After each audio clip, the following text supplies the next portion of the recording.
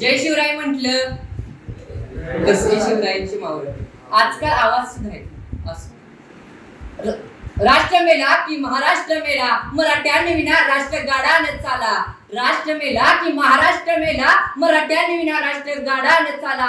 खरा वीरवैरी पराधीनतेचा, महाराष्ट्र आहे भूभारताचा आधार. महाराष्ट्र आहे आधार भूभारताचा, असे सेनापती बापट म्हणतात. मग बापटांनी नेमकं वर्णन कोणत्या महाराष्ट्राचं केलं या प्रश्नाचं उत्तर शोधताना मी विचारांच्या फलगर्दीमध्ये रमून गेलं आणि त्यावेळेस मला उत्तर मिळालं की बापटांनी केलेलं वर्णन हे आजच्या महाराष्ट्राचं नसून एकंदरीतच छत्रपती शिवाजी महाराजांच्या शिवशाहीचं वर्णन केलेलं आहे. मग मला वाटतं सुरुवातीला छत्रपती शिवाजी महाराजांच्या शिवशाहीचं वर्णन करणं गरजेचं आहे. नमस्कार, मी संस्कार संतोष शेळके आपणासमोर विषय मांडतोय शिवशाही ते लोकशाही. धर्मासनावर सत्तासनाची राजवट निर्माण करणारी आदर्शशाही म्हणजे शिवशाही.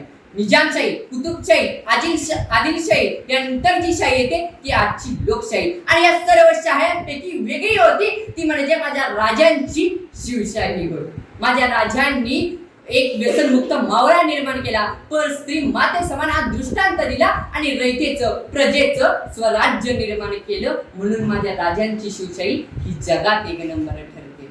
आज शिवाजी महाराजांच्या कालखंडामध्ये शिवशाहीमध्ये जर एखाद्याने स्वराज्यामध्ये चुकीची कृती केली किंवा कार्य केले तर शिवाजी महाराज त्याला तंबक टोकावरून ढकलून द्यायचे किंवा हत्तीच्या पायाखाली जायचे. पण आजच्या आमच्या महाराष्ट्रामध्ये बदलापूर सारखी आणि माझ्या कोकणीच्या ताई सारख्या अशा हजारो घटना घडत आहेत, पण आजही सरकार त्या भ्रष्ट लोकांना शिक्षा देत नाही. ही सर्वात मोठी दरी किंवा फरक शिवशाही आणि लोकशाहीमध्ये आहे असं म्हणलं तर वावगं ठरणार नाही.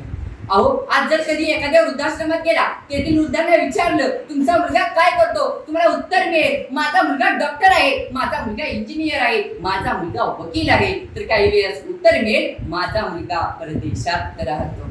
विचारा त्या वृद्धांना तुमच्या मुली काय करतात, दळपणी आणून उत्तर मिळेल प्रेम विवाह करून कुठेतरी दूर राहते, जिवंत आहे की नाही हे सुद्धा माहित नाही. अरे प्रेम करावं ना, करावं कसं करावं ऐकताय, ऐकच. मग राजा तुम्ही पुढे वा, विषय गणगट्टा जोपर्यंत कपेचा आवाज कानी पडत नाही तोपर्यंत काही गणी मला पुढे सरकून देणार नाही. राजा लाख मिळे तरी चालतील पण लाखाचा पोशिंदा जगलाच पाहिजे. राजा बसतात स्वाट दे राजी ते किल्ला देतो म्हणणारे कोंडाजी फंजदारांसारखं प्रेम करा, तानाजी मालुसरेंसारखं प्रेम करा, बाजी प्रभू देशपांडेंसारखं प्रेम करा. आणि तसंही प्रेम करायला जमत नसेल ना तर प्रेम करा धर्मवीर संभाजी राजांसारखं, राष्ट्रमाता राजमाता मासाहेब जिजाऊंसारखं. त्या मातेने देव धर्म देश हे सर्व विसरून आपल्या जनतेवर प्रेम केलं. आणि तुम्हीच विचार करा मग शिवशाहीतील प्रेम बरं का आजच्या लोकशाहीत? मग तुम्हाला कोणतं प्रेम योग्य वाटतंय तुम्ही समजून घ्या. अहो, हा संतांचा महाराष्ट्र, शिवाजी महाराजांचा महाराष्ट्र, ज्या महाराष्ट्राच्या सह्याद्रीच्या दऱ्याखोऱ्यामध्ये शिवाजी महाराजांच्या घोड्याचा तापाचा आवाज घुमत होता, त्याच माझ्या महाराष्ट्राच्या सह्याद्रीच्या दऱ्याखोऱ्यामध्ये आज हजारो स्त्रियांच्या किंकाळ्या घुमत आहेत. वाचवा वाचवा म्हणून साथ घालत आहे. म्हणून म्हणतो आज छत्रपती शिवाजी महाराजांची शिवशाही गरजेची आहे. अहो, यसाजी, धनाजी, कोंडाजी यासारखी शिवाजी महाराजांच्या कितीतरी मावळ्यांची नावं सांगा. शिवाजी महाराजांचा शब्द म्हणजे मान, शिवाजी महाराजांचा शब्द स्वप्न म्हणजे प्राण असे समजून ते 500 गनिमांना एका वेळी ह्या मातीमध्ये काढायची. आणि ती पिढी ह्याच मातीमध्ये जन्माला आली होती का हा प्रश्न आज मला पडला आहे. लोकशाही म्हणजे काय? लोकांनी लोकांसाठी, लोकांच्या कल्याणासाठी चालवलेले राज्य म्हणजे लोकशाही. आणि ह्या ही जर खरी लोकशाही निर्माण करायची असेल तर आपल्याला संविधानातील आचार आणि विचार साधन आणणे गरजेचे आहे. आणि खरी लोकशाही म्हणजे समान मूल्य, समान अधिकार, नैतिकता, स्त्री पुरुष समानता आणि सर्व गोष्टींना मान देणे म्हणजे लोकशाही. पण आज तुम्ही जर लोकशाही जर म्हणत असाल आणि खरी लोकशाही निर्माण करायची असेल तर मतदानाला जाताना भाजप पैसे देईल, तुतारी मटण देईल आणि मशाल हॉटेलला नेईल याचाच विचार करत बसला तर ती खरी लोकशाही नाही असं मला वाटतं. आणि जर अशी खरी लोकशाही निर्माण करायची असेल तर घराणेमुक्त शाहींना आणि नेतृत्वांना आपण संधी दिली पाहिजे. आणि याचं उत्तम उदाहरण म्हणलं तर चहा विकणारे नरेंद्र मोदी भारताचे पंतप्रधान होऊ शकतात, रिक्षा चालवणारे एकनाथ शिंदे महाराष्ट्राचे मुख्यमंत्री होऊ शकतात. तर तिथे आपल्याला लोकशाही पाहायला मिळाल्याशिवाय राहणार नाही.